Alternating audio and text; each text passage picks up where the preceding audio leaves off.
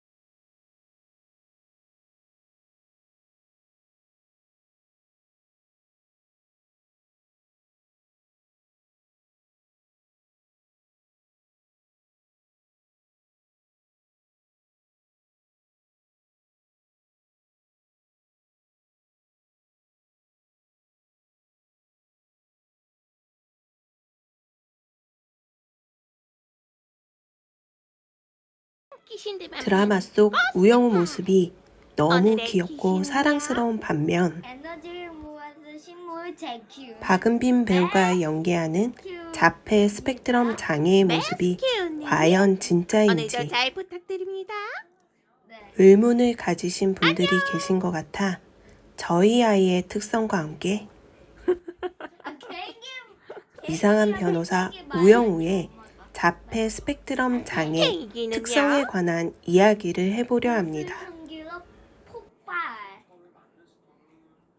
영상 초반 어린 영우의 모습이 나오는데 계속 반복적인 행동을 하고 아빠가 불러도 대답을 안 하고 눈 맞춤도 어려웠습니다.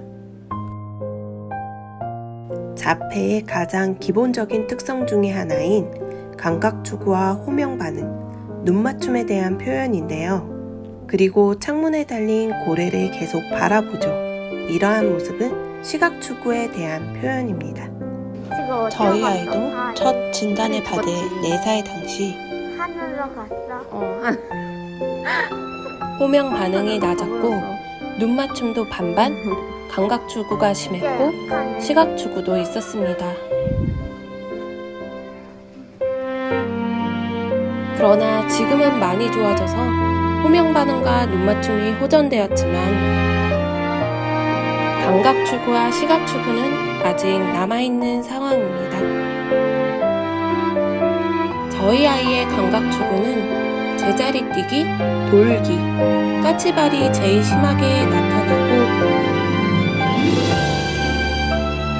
약하게는 손뼉치기, 두드리기, 다리 흔들거리기, 바닥을 끄며 걷기 등으로 나타납니다.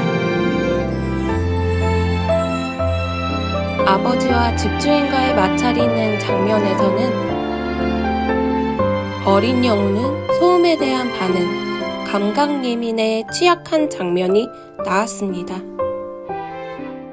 나중에 성인이 된 우영우는 출근할 때 헤드폰을 끼고 가끔 소음날 때도 착용합니다.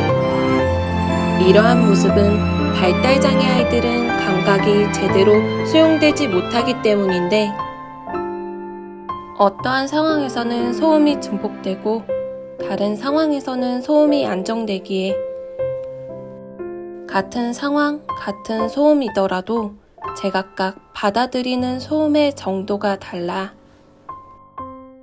괜찮다가도 어떤 때는 힘들어 스스로 소음을 차단하는 귀 막는 행동을 자주 하게 됩니다.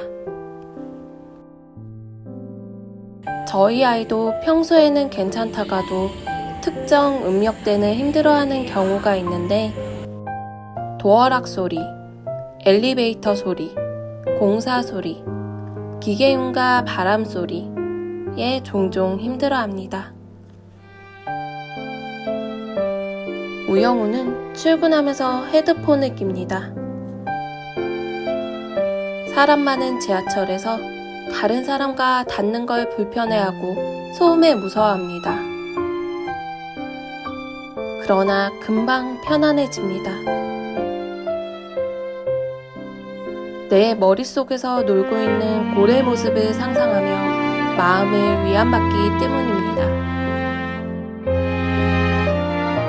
자폐 스펙트럼 장애는 모든 감각이 예민하여 낯선 장소, 낯선 사람의 불안감이 증폭되는데 이럴 때 마음을 안정화시키기 위해 상동행동, 반복행동, 감각추구를 하는 경우가 있습니다.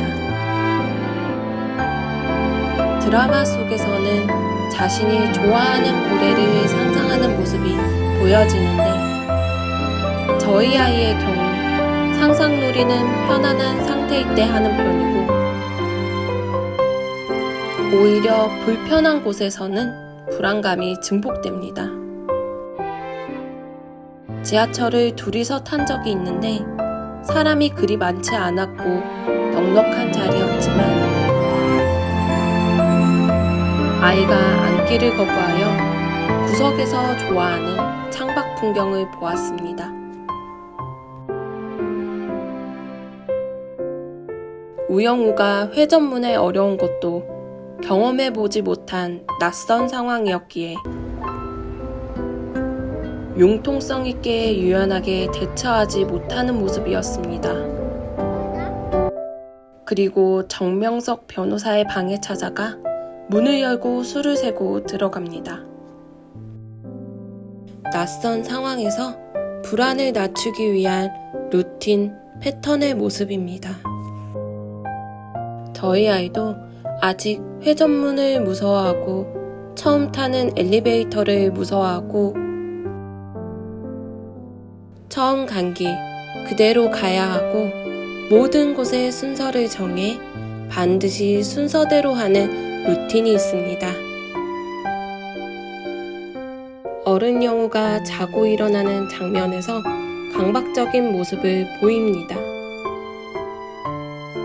일어나자마자 이불을 정리하고 귀마개와 고래쿠션 2마리를 정해진 자리에 둡니다. 루틴, 패턴, 자폐 스펙트럼 장애의 증상입니다. 저희 아이도 늘 가던 대로 가야 하는 루틴이 있고 놀이를 하면 자신이 정한 장소에 놔둬야 하는 강박이 있습니다. 한 번 했을 때 재밌었다, 즐거웠다, 좋았다 하며 무조건 그대로 해야 하는 패턴을 무서워합니다. 그래서 저희 아이에게 처음이 가장 중요합니다.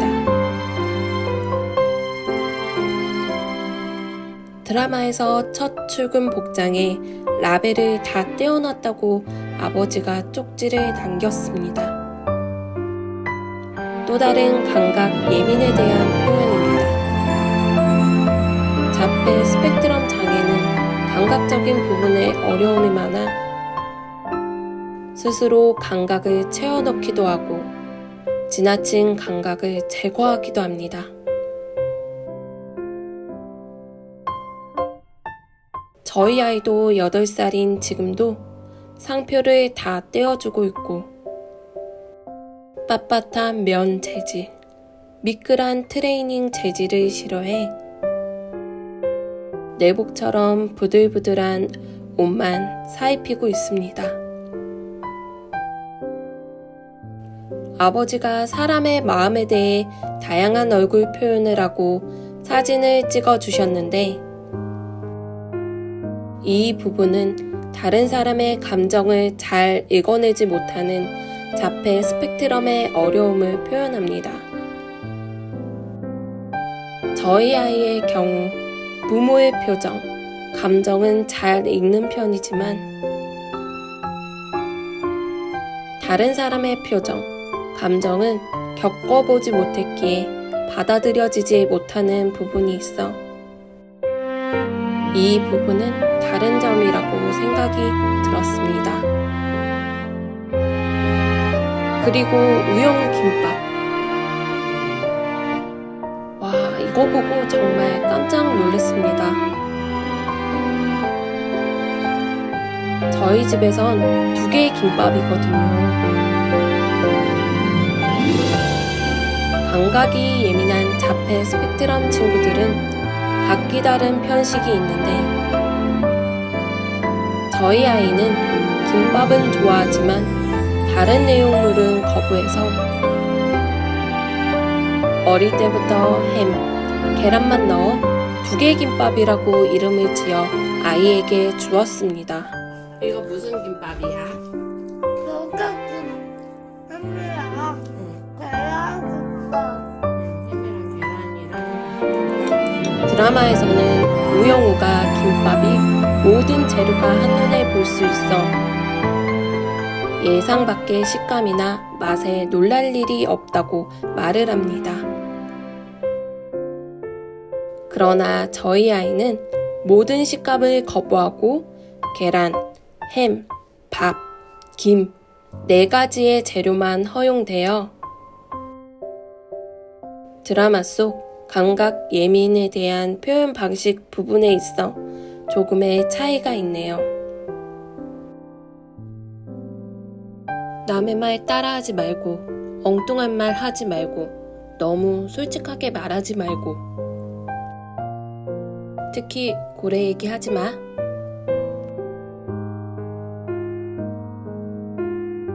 아버지가 영우에게 당부하는 말에서 공감이 되었습니다.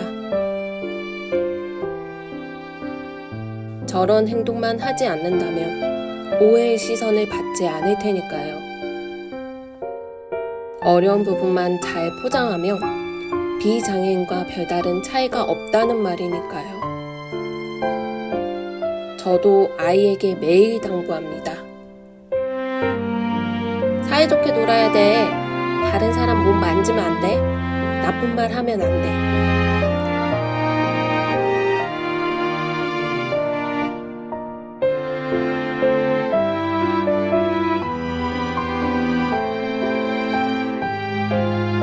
그리고 가장 인상적인 장면이 있었습니다. 우영우가 정명석 변호사에게 저의 이력서는 2장인데 왜 1장인가요? 질문하자 뒷내용이 뭡니까? 단문에 특이사항, 자폐 스펙트럼 장애라고 덤덤하게 말합니다.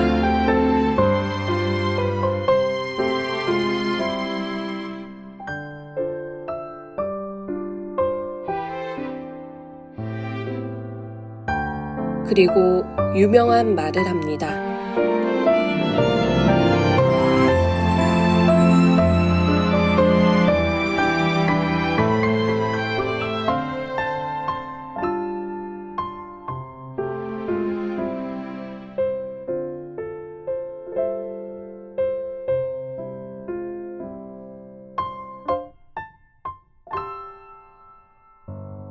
귀여운 영우의 모습이지만 한편 눈치 없이 상황에 맞지 않는 말을 하는 모습이기도 합니다. 아마도 자신의 이름을 인지할 때 누군가 얘기한 말을 귀담고 있다가 얘기하는 것 같습니다.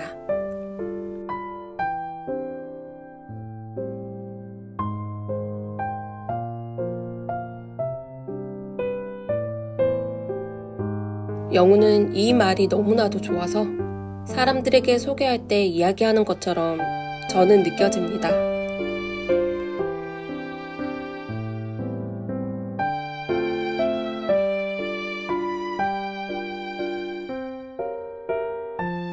반영어의 모습이 나옵니다. 공익사건이에요. 자료 꺼내보세요 라는 말에 영우는 자료 꺼내보세요 라고 답합니다. 저희 아이는 반향어의 모습은 많이 소거가 되었는데 가끔 넋놓고 있는 상황에 타인의 말을 따라하는 모습을 보입니다. 특히 다른 사람을 보고 인사하는 경우가 없어 인사해야지 라는 말에는 반응을 못하고 안녕하세요 해야지 라는 말에 안녕하세요 라고 답합니다. 타인에게 사과해야 할 상황에 뭐라고 해야 해? 라고 하면 뭐라고 해? 라고 답하고 잘못했다고 해야지 하면 잘못했어요 라고 말합니다. 다른 사람의 감정을 공감하고 상황을 이해하며 적절한 대답을 하긴 너무나 어렵습니다. 이러한 부분은 4살 때부터 언어 치료를 꾸준히 하며 노력 중이나 제자리 걸음 중입니다. 전문가는 저희 아이에게 모든 것을 경험하고 학습해야 생활에 적응 가능한 아이라고 합니다. 자폐 스펙트럼은 개인이 내가 겪었던 상황을 판단으로 아이에게 진단을 내리는 것이 아닙니다. 전문가를 통해 정확한 검사 도구로 정확한 피드백을 들어야 정확하게 알 수 있습니다.